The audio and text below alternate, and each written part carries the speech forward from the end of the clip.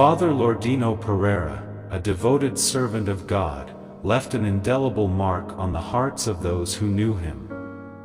His passing leaves a void, but his legacy of love, compassion, and faith lives on. As a gifted preacher, Father Lourdino spread God's word with conviction and enthusiasm.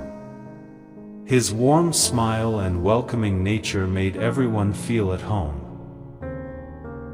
One remarkable story stands out. A non-Catholic couple, childless for 10 years, sought Father Lourdino's blessing at St. Anne's Church. Despite the odd hour, Father Lourdino received them with a gentle smile. He prayed over them, and soon, they were blessed with a beautiful daughter. Father Lourdino's kindness, humility, and unwavering faith inspired countless lives. May Father Lourdino's soul rest in eternal peace.